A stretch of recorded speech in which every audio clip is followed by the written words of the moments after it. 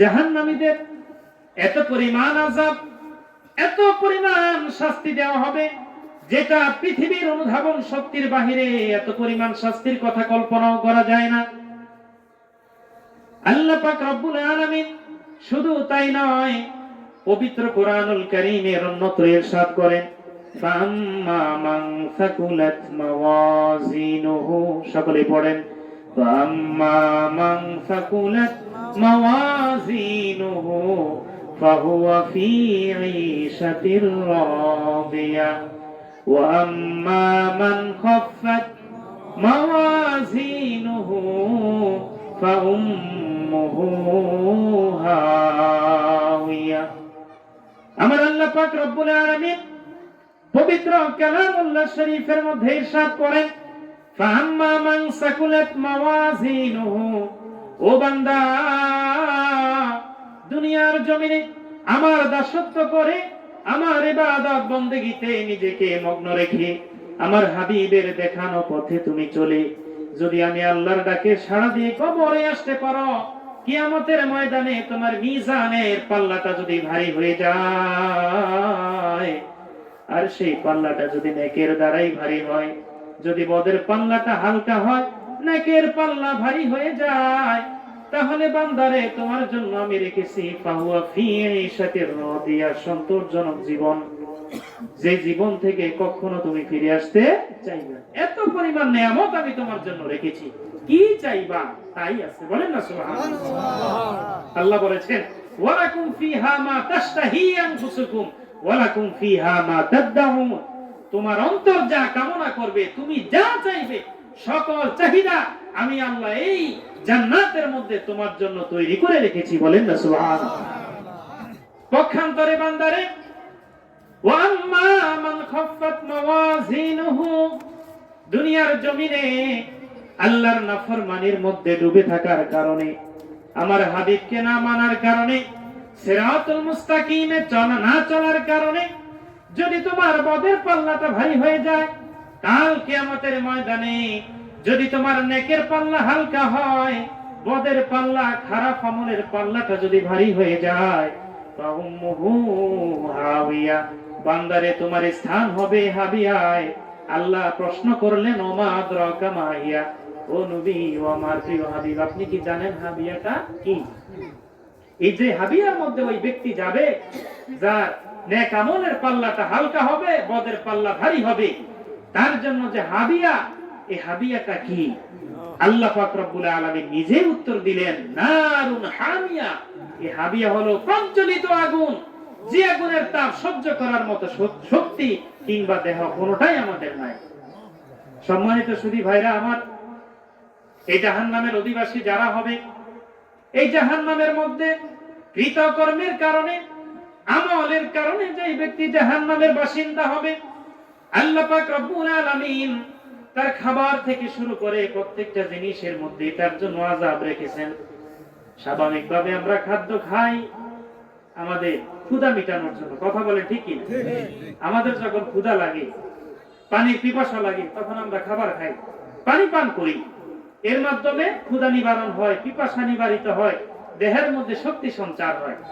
জাহান্নামীরাও শাস্তি পাইতে পাইতে পাইতে পাইতে শাস্তি ভোগ করতে করতে যখন তারা পেরেশান হয়ে যাবে, হতাশ হয়ে যাবে, পিপাসায় কাতর হয়ে যাবে, খাবার যখন চাইবে, তাদেরকে যে খাবারটা দেওয়া হবে, যে পানীয়টা দেওয়া হবে, এই খাবার কিংবা পানির মাধ্যমে তার দেহের ক্ষুধা নিবারণ হবে না, তার তৃষ্ণা নিবারণ হবে না, বরং এগুলো ভক্ষণ করার কারণে, এগুলো আহার করার কারণে, পিপাসার সেই পানি পান করার কারণে তাদের শাস্তি, আযাবের মাত্রা আরো বাড়বে, কমবে না, বলেন না নাউযুবিল্লাহ।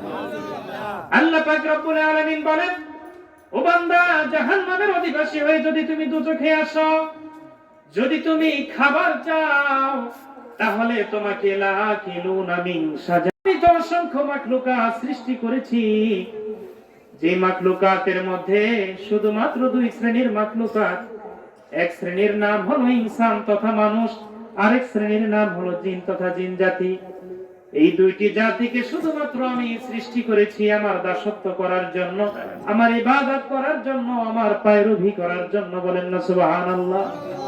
তাহলে আল্লাহ আমাদেরকে যে উদ্দেশ্যে দুনিয়াতে পাঠাইছে সেই উদ্দেশ্য হলো ইবাদত। কি জোরে বলি ভাই, সেটা কি ইবাদত। কিন্তু আমরা উদ্দেশ্য ভুলে গেছি।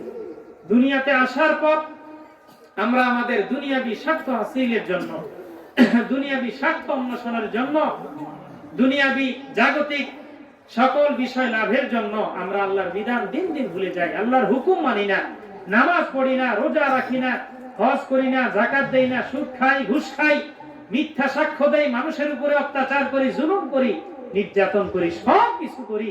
কিন্তু আমি এতটুকু জিনিস আমার স্মরণে রাখি না যে দুনিয়ার জীবনে আমি যতই দাপটশালী হই না কেন, যতই ক্ষমতাশালী হই না কেন, যা কিছুই হই না কেন, নির্ধারিত সময়, নির্ধারিত মৃত্যুর ডেট যখন আমার চলে আসবে, সেই নির্ধারিত মৃত্যুর সময় থেকে আমার এক মুহূর্ত আগানো হবে না, এক মুহূর্ত পিছানো হবে না। ওই সময় আমাকে দুনিয়ার জমিন থেকে নিঃস্ব, শূন্য হাতে, শূন্য পকেটে চলে যেতে হবে। কথা ঠিক কিনা? আরেকটু জোরে বলি, কথা ঠিক কিনা?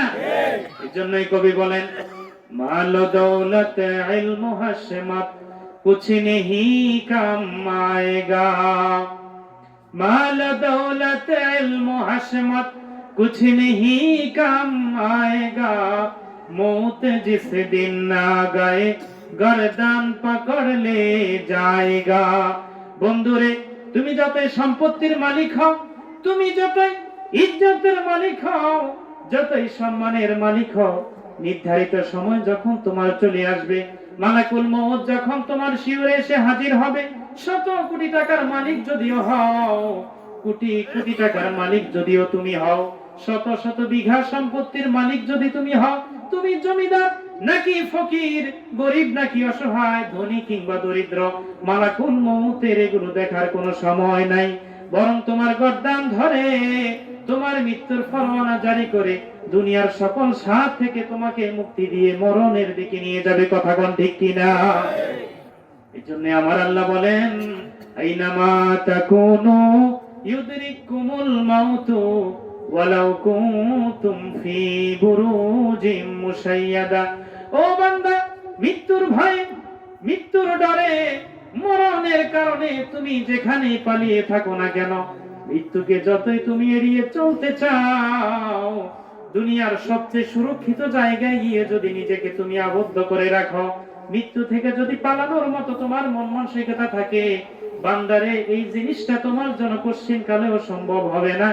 আমার মালাকুল মউত আজরাইল যখন তোমার শিয়রে এসে হাজির হবে, তুমি ঘরে কিংবা বাহিরে, তুমি নদীর মধ্যে, পানির উপরে কিংবা স্থলভাগে, তুমি দেশেই নাকি প্রবাসে, তুমি যানবাহনে চলন্ত অবস্থায় নাকি দাঁড়ানো অবস্থায়, তুমি বসা অবস্থায় নাকি শোয়া অবস্থায়, তুমি জাগ্রত নাকি ঘুমন্ত, মালাকুল মউত তা দেখবে না। তোমার মৃত্যুর ফরমানা যেই মুহূর্তে, যে সময়ে, যে সেকেন্ডের মধ্যে লেখা, ওই মুহূর্তেই তোমার মৃত্যু হয়ে যাবে। বলেন না সুবহানাল্লাহ। তাহলে মৃত্যুর জন্য প্রস্তুত থাকতে হবে। মৃত্যুবরণ না করলে তো আর জান্নাত জাহান্নামের স্বাদ পাওয়া যাবে না। তাহলে জান্নাত জাহান্নামে যেতে হলে যে কোনো একটা, আপনি হয়তো বা নেক কাজ করার কারণে জান্নাতি হবেন, অথবা বদ কাজ করার কারণে জাহান্নামী হবেন। যেখানের বাসিন্দাই হন না কেন, প্রথমে আপনার ঘাঁটি হলো মউত।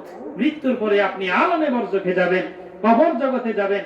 কবরে গেলে মুনকার নাকির আপনার কাছে আসবে, আপনাকে তিনটা বিষয়ের প্রশ্ন করবে।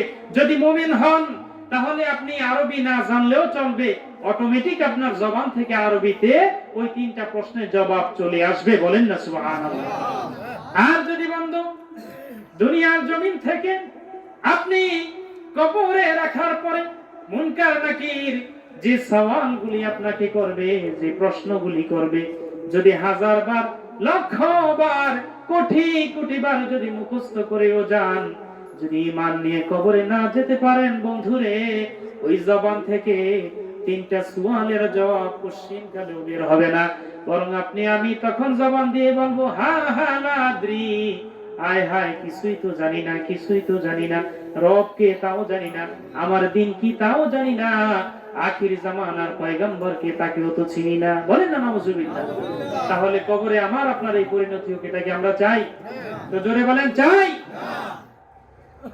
সম্মানিত সুধী ভাইরা আমার, তাহলে সেই কবরটাকে যদি আমরা সঠিকভাবে সুয়াল জবাব সঠিকভাবে দিয়ে, মুনকার নাকিরের প্রশ্নের জবাব দিয়ে যদি জান্নাতের বাসিন্দা হতে চাই, তাহলে দুইটা জিনিস আমাকে করতে হবে, আপনাকেও করতে হবে। সেই দুইটা জিনিস আল্লাহ কোরআনুল কারীমে ভাবে বলেছেন, বিসমিল্লাহির রহমানির রহিম, ইন্নাল্লাযীনা ক্বালু রাব্বুনাল্লাহু ثم استقاموا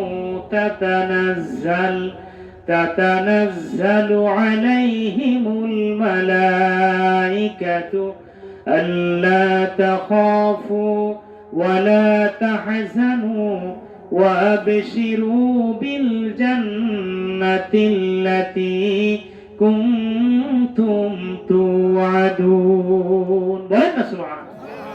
আল্লাহ পাক রব্বুল আলামিন বলেন, ইন্নাল্লাযীনা আমানু, ইন্নাল্লাযীনা ক্বালু, পৃথিবীর মধ্যে যে মানুষগুলো বলবে রব্বুনাল্লাহ, আমাদের রব আল্লাহ, একটু হাত উঠিয়ে দেখায় আমাদের রব কে?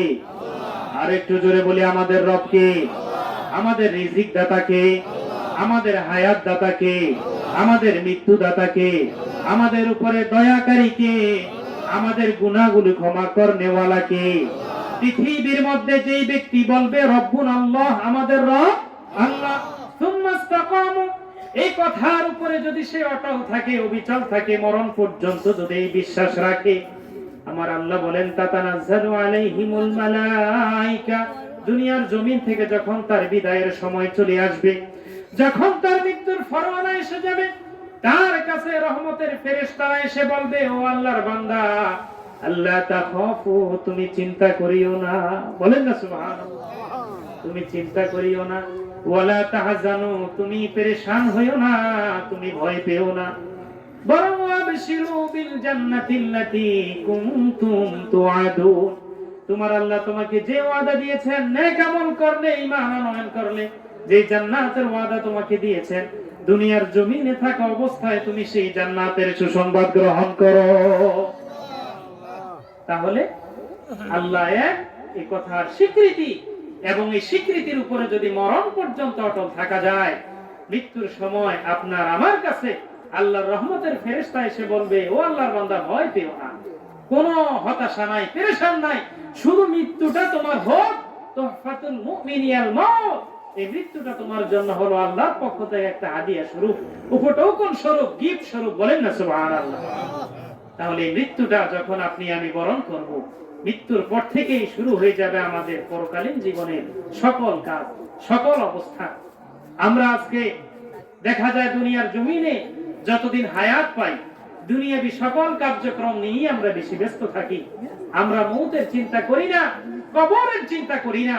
অথচ রাসূল পাক সাল্লাল্লাহু আলাইহি ওয়াসাল্লাম বলেন, আকতিরু মিন যিকরি হাযিমিল লাযাতি ইয়ানিল মাউত, ও বান্দা, ও আমার উম্মত, পৃথিবীর মধ্যে যে জিনিসটা তুমি সবচাইতে বেশি মনে রাখবা, আমরা স্বাভাবিক কোন কাজ কখন করব, কারে কোন সময় টাকা দিব, কার সাথে কখন দেখা করব, স্মরণে রাখি কিনা? জোরে বলেন, মনে রাখি কিনা? তো রাসূল বলেছেন, পৃথিবীর মধ্যে যে জিনিসটা তোমরা সবচাইতে বেশি স্মরণ রাখবা, সেটা হলো মৃত্যু। সেটা কি? মৃত্যু, মরণ। অথচ দেখা যায় বাবা, আমাদের মৃত্যু স্মরণ হয় কখন? যখন মাইকে ঘোষণা দেয় একটি শোক সংবাদ, অমুক গ্রাম নিবাসী অমুকের ছেলে অমুক এতটা ইন্তেকাল করিয়াছেন, ইন্না লিল্লাহি ওয়া ইন্না ইলাইহি রাজিউন, তখন মৌতের কথা স্মরণ হয়। যখন খাটিয়া আমার সামনে আসে, জানাজায় যখন দাঁড়াই, তখন মৌতের কথা স্মরণ হয়। অন্য সময় কিন্তু দৈনন্দিন এত হাজারো জিনিসের ভিড়ে মৌত যে জিনিসটা আমার আসল ঠিকানা, যে কবর আমার আসল বাড়ি, যেই খাটিয়া, যেই কাফনের কাপড় আমার পোশাক এবং আমার খাট, এটাকে আমরা স্মরণ রাখি না। অথচ রাসূল বলছেন, এই জিনিসটাকে তোমরা বেশি বেশি স্মরণ রাখো। মৌতকে যদি বেশি স্মরণ করো, তাহলে খারাপ কাজ থেকে বেঁচে থাকা, অন্যায় পথ থেকে দূরে থাকার মতো তোমার এবিলিটি, তোমার অবস্থা তৈরি হবে। বলেন না সুবহানাল্লাহ। সম্মানিত সুধী, তাই নাই? আল্লাহর নবী সাল্লাল্লাহু আলাইহি ওয়াসাল্লামের সাহাবায়ে কেরামদের মধ্যে এমন 10 জন সাহাবী আছে যাদেরকে এক মজলিসেই জান্নাতের সুসংবাদ দেওয়া হয়েছে। বলেন না সুবহানাল্লাহ। যারা দুনিয়ার জমিনে থাকা অবস্থায় এক মজলিসে 10 জনকে জান্নাতের সুসংবাদ দেওয়া হয়েছে। আল্লাহর নবীর এই 10 জন সাহাবী ছাড়াও অন্যান্য সাহাবীদের ব্যাপারেও জান্নাতের সুসংবাদ আছে। তবে একই মজলিসে জান্নাতের সুসংবাদ দিয়েছেন 10 জনকে। এদেরকে আমরা জানি আশারায়ে মুবাশশারা হিসেবে। বলেন না সুবহানাল্লাহ। আর একটু জোরে বলি সুবহানাল্লাহ। এদের উপাধি হলো আশারায়ে মুবাশশারা, জান্নাতের সুসংবাদ প্রাপ্ত 10 জন সাহাবী। এই 10 জনের মধ্যে অন্যতম একজন সাহাবী ছিলেন খলিফাতুল মুসলিমিন সাইয়েদনা ওসমান ইবনে আফফান রাদিয়াল্লাহু তাআলা, যাকে যুন্নুরাইন বলা হয়। রাসূল পাকের 2 কন্যাকে তিনি বিবাহ করেছেন, আল্লাহর নবীর জামাতা ছিলেন এবং খোলাফায়ে রাশিদিনের 3য় খলিফা। অত্যন্ত লাজুক প্রকৃতির মানুষ ছিলেন। জামিউল কোরআন, কোরআনকে বর্তমান আমরা যে কপিটা আমাদের হাতে আছে, যে মাসহাফে ওসমানী, এই মাসহাফে ওসমানী কোরআনকে যিনি একত্রিত করেছেন, সংকলিত করেছেন, তিনি হলেন সাইয়েদনা ওসমান ইবনে আফফান রাদিয়াল্লাহু তাআলা। এই মানুষটাকে আল্লাহর নবী জিন্দা অবস্থায় বলেছেন যে ওসমান তুমি জান্নাতে যাবে। বলেন না সুবহানাল্লাহ। তো দুনিয়ার জমিনে থেকে যদি জান্নাতের সুসংবাদ পাওয়া যায়, এর চাইতে বড় পাওয়ার কিছু আছে? কিন্তু দেখেন ভাই, হাদিস শরীফ প্রমাণ করে উসমান গনি রাদিয়াল্লাহু তাআলা আনহু যখন কোন কবর দেখতেন, কি দেখতেন? তো জোরে বলেন, কি দেখতেন? কবর। কবর যখন দেখতেন, এই জান্নাতের সুসংবাদ প্রাপ্ত মানুষটা খোলাফায়ে রাশিদিনের 3য় খলিফা, আল্লাহর নবীর জামাতা, তিনি যখন কবর দেখতেন এত পরিমাণে কান্নাকাটি করতেন, চোখের পানি তিনি দরদর করে ছেড়ে দিতেন। চোখের পানিতে তার দাড়ি মোবারক ভিজে যেত। এই গন্ধ বেশবে, চোখের পানিগুলো তার জুব্বার উপরে পড়তো। সাহাবায়ে কেরাম তাকে জিজ্ঞাসা করলো, ও আল্লাহর নবীর জামাতা, আল্লাহর নবীর সাহাবী ওসমান, তুমি তো এমন একজন সাহাবী, দুনিয়ার জমিনে থাকতে আল্লাহর নবী তোমাকে জান্নাতের সুসংবাদ দিয়েছেন, তুমি তো জান্নাতি মানুষ, তাহলে কবর দেখলে এত কাঁদো কেন? বলেন না সুবহানাল্লাহ। কবর দেখলে এত কাঁদো কেন?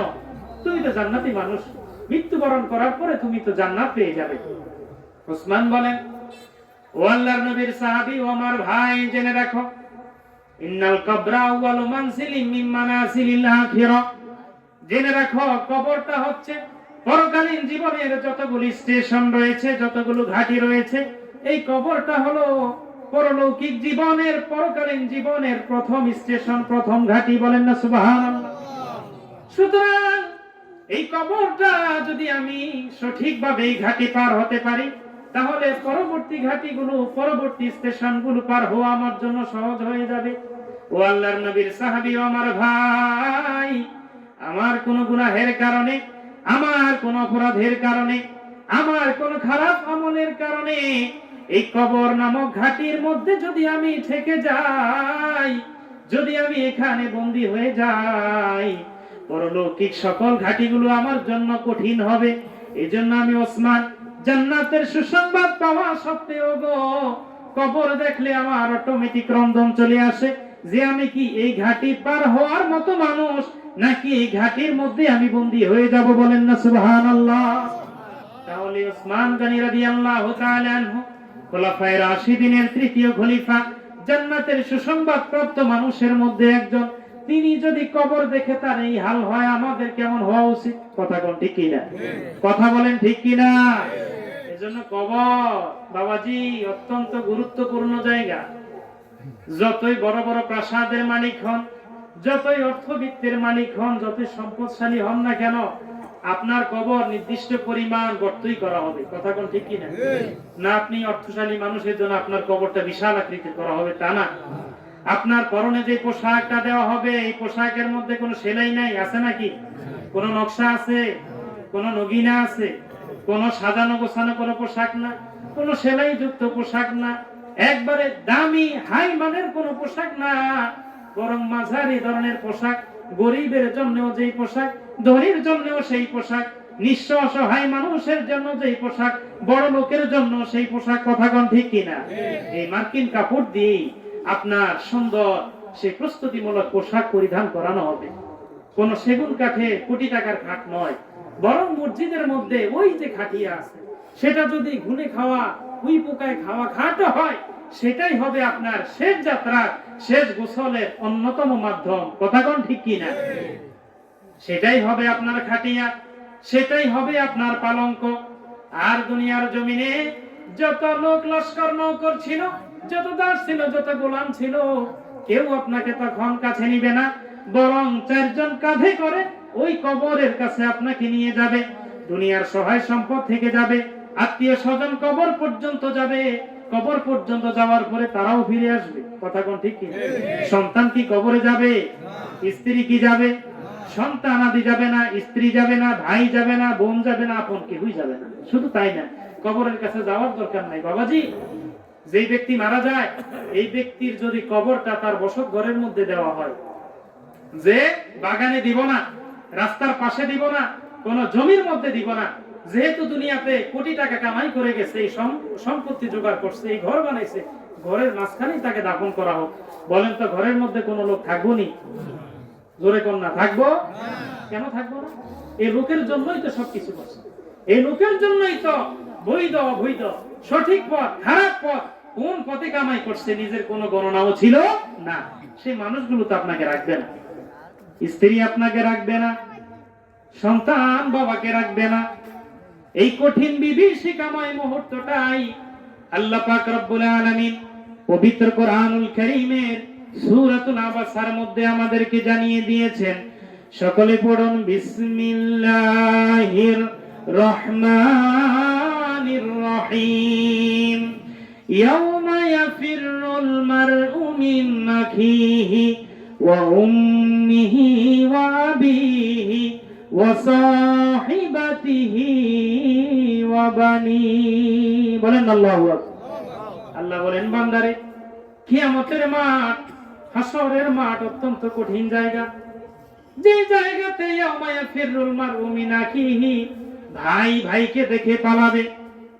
ভাই ভাইকে দেখে কি পালাবে? সামনে আসবে না। ও উম্মিহি ওয়া আবি, বাবা মার থেকে পালাবে, মা বাবা পালিয়ে যাবে। ওয়া সাহিবাতিহি ওয়া বানি, স্ত্রী পুত্র পরিজন সবাই আপনাকে ছেড়ে যাবে, সবাই আপনার থেকে দূরত্ব বজায় রাখবে। লিকুল্লি ইমরিইম মিনহুম ইয়াউমাইযিন শানুন ইউগনি, ওই কিয়ামতের ময়দানে প্রত্যেকটা মানুষ নিজ নিজ আমলের হিসাব দিবে, নিজ নিজ কৃতকর্মের ফল ভোগ করবে। আল্লাহর নবী সাল্লাল্লাহু আলাইহি ওয়াসাল্লাম বলেন, পৃথিবীর মধ্যে যেমন দুই শ্রেণীর মানুষ, এক শ্রেণীর মানুষ হলো মুমিন বিশ্বাসী, আর এক শ্রেণীর মানুষ হলো কাফের অবিশ্বাসী, ঠিক কাল কিয়ামতের ময়দানেও দুই শ্রেণীর মানুষ হবে। উজুহু ইয়াউমাইযিন মুসফিরা, এক শ্রেণীর মানুষ হবে যাদের চেহারা থাকবে উজ্জ্বল। বলেন না সুবহানাল্লাহ। দুনিয়াতে যতই কালা থাকুক, কুসকুসে কালা হোক আর যাই হোক, কিয়ামতের ময়দানে ওই আমলদার ব্যক্তি যদি জান্নাতি হয়, তার চেহারাও হবে নূরানি চেহারা, উজ্জ্বল চেহারা। বলেন না সুবহানাল্লাহ। দাহিকাতুন মুস্তাবশিরা, ওই চেহারাটা হবে হাস্যোজ্জ্বল চেহারা, আনন্দ প্রফুল্লময় হবে চেহারা এক শ্রেণীর মানুষের। আর এক শ্রেণীর মানুষ হবে ওয়াজুহু ইয়াউমাইযিন আলাইহা গবারা, কাল কিয়ামতের ময়দানে আরেক শ্রেণীর মানুষ হবে, যে মানুষগুলোর চেহারার মধ্যে ধুলাবালি থাকবে, যে মানুষগুলোর চেহারার মধ্যে ধুলাবালি থাকবে, মলিন থাকবে চেহারা। এবং উলাইকা হুমুল কাফারাতুল ফাজারা, তারাই হচ্ছে কাফের, তারাই হচ্ছে পাপাচারী, তারাই হচ্ছে পাপিষ্ঠ, যারা দুনিয়ার জমিনে থাকতে আল্লাহর বিধানকে তোয়াক্কা করে না, আল্লাহর নবীর বিধানকেও তোয়াক্কা করে না, বরং নিজেদের খেয়াল খুশি মতো যারা নিজেদেরকে দুনিয়ার জমিনে চালিয়েছে, সেই মানুষগুলোই। আমাদের বিশেষ মুফাসসির মাওলানা মুহাম্মদ আবুল কালাম আজাদ সাহেব তাশরীফ এনেছেন। সকালে বলি নারায়ে তাকবীর, নারায়ে রিসালাত। বিশেষ মুফাসসির সাহেবের আগমন, নারায়ে তাকবীর। সম্মানিত সুধী, হুজুর যেহেতু তাশরীফ এনেছেন, আমি আলোচনা দীর্ঘায়িত করব না, সর্বশেষ একটি কথা বলেই আমি আমার সংক্ষিপ্ত আলোচনা শেষ করব। সেটি হলো, দুনিয়ার জমিনে অর্থের মাধ্যমে, টাকার মাধ্যমে, শক্তির মাধ্যমে যদি থাকা যেত, তাহলে ফেরাউন মরত না। কথা কোন ঠিক কিনা? নমরুদ মরত না, বখতে নসর মরত না, আব্রাহা মরত না, সাদ্দাত মরত না, কেউই মরত না। অর্থের বিনিময়ে, সম্পদের বিনিময়ে, শক্তির বিনিময়ে সবাই দুনিয়ার মধ্যে থাকতে পারত, কিন্তু না, সঠিক সময় যখন চলে আসছে তখন কেউই থাকতে পারে নাই। এই জন্য কবি বলেন, এ দুনিয়া যদি সব দেওয়া হয়, ভুলো না তাতে তবুও সব কিছু ছেড়ে যাবে যে কোথায়, সে কথা স্মরণ করিও। ভুলে আখিরাত তুলে ঝঞ্ঝাট হয়েছিল দুনিয়ার মহাসম্রাট। কোথা ফেরাউন, কোথা নমরুদ, কোথা ফেরাউন, কোথা নমরুদ, কোথা চুপ করে পড়ে রইল, সব কিছু ছেড়ে যাবে যে কোথায়, সে কথা স্মরণ করিও। কথা বলেন ঠিক কিনা? তাহলে সব ছেড়ে কোথায় যাব সেটাই আমাদেরকে স্মরণ করতে হবে।